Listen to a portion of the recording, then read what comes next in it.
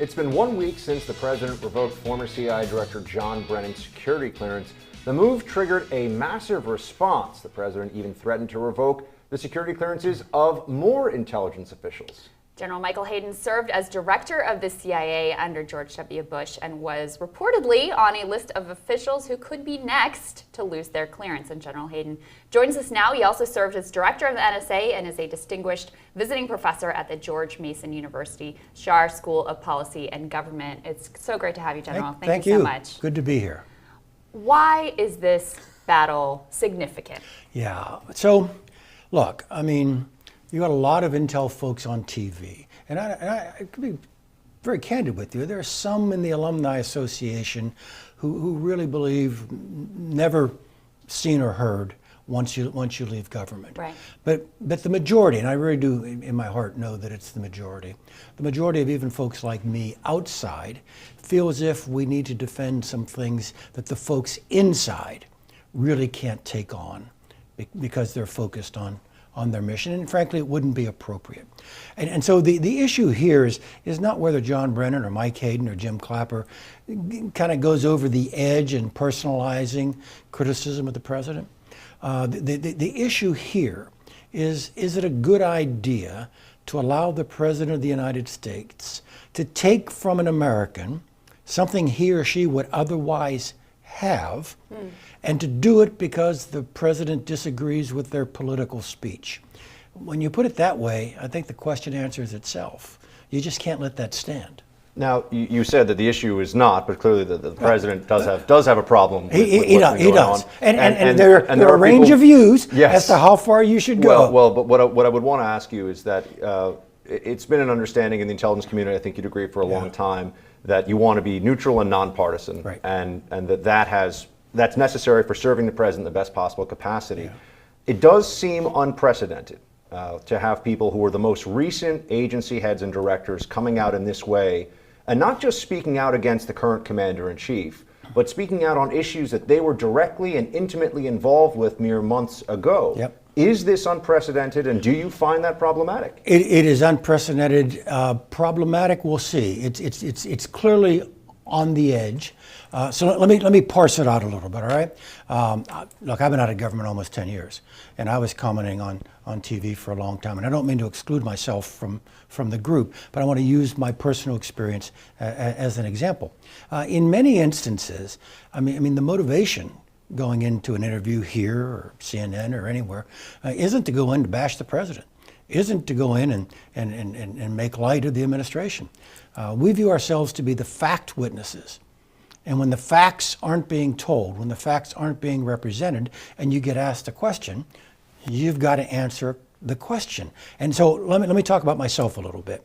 I really work very, very hard to maintain that fact witness character as I go on. Look, I've had experiences that most Americans haven't had. Maybe if I share some of them, some of these mysterious things might be more clear to people and they can make better judgments on them. So I've told folks who've interviewed me that I'm happy to answer questions and maybe even criticize what the president might say or what the president might do. Do not ask me questions about who the president is. And so I was asked on air several weeks ago. They played a couple of quotes from the president and they said, "Is the president a racist?" I go, "Whoa, I'm a career military officer, besides being an intel guy. I'm not answering that question. Besides that, why would my view on that question have any more legitimacy than anyone else's? I will tell you, though," and then I go on with how I would be disappointed, how I don't think it fits the needs and requirements of the office, and so on.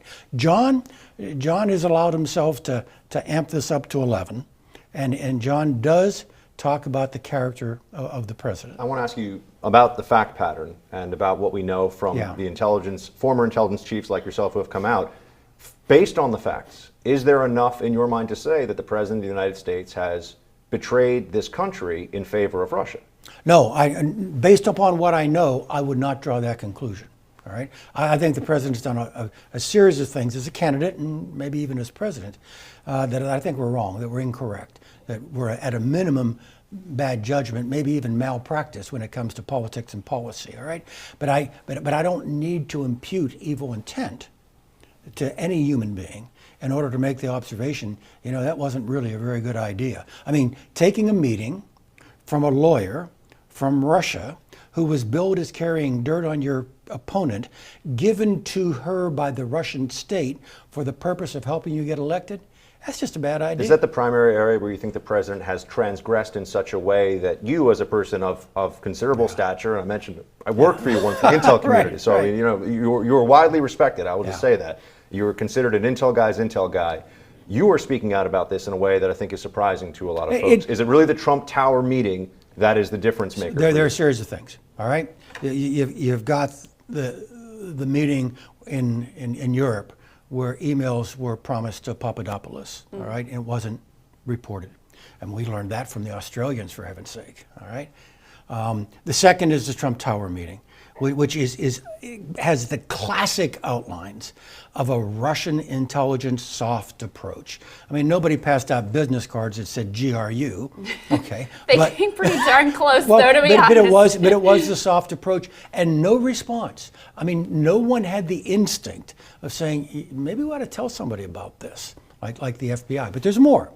All right, there is, and this is public. This is public Isn't that record. a two-way street, though? What? That the FBI should tell if they think that there's a problem once they know information about the campaign? The Bureau did brief them. All right.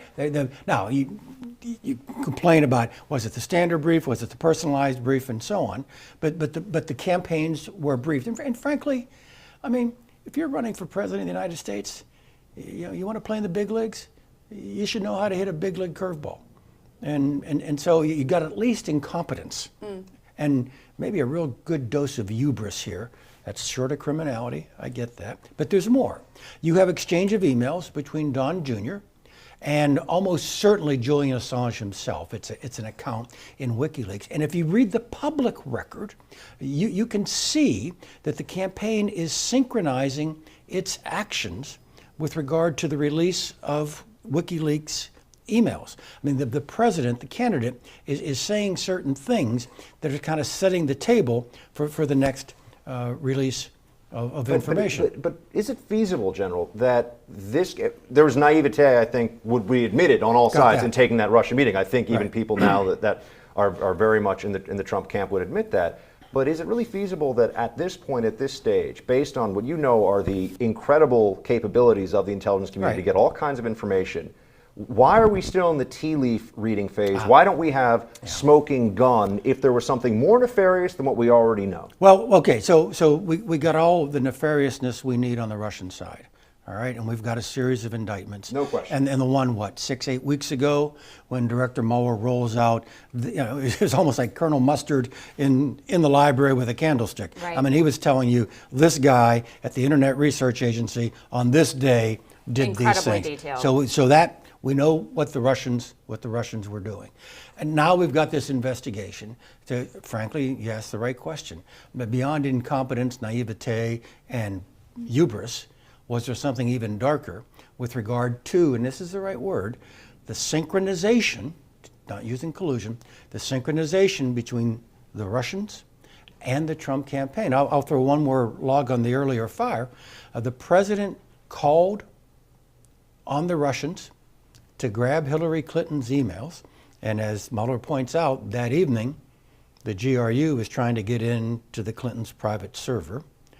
And in the last 30 days of the campaign, the now president called attention to WikiLeaks, which is the theft of Americans' private information, called attention to WikiLeaks 160 times in the last 30 days of the campaign.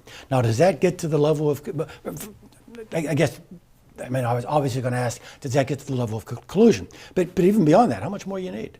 I mean, in terms of indifference to the generally accepted rules of behavior when it comes to American political practice. Let me give you a sentence that I know was never uttered during the campaign.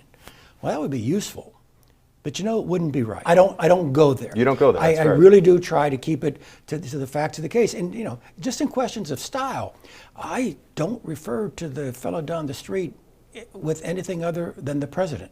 I never just use his last name without the title.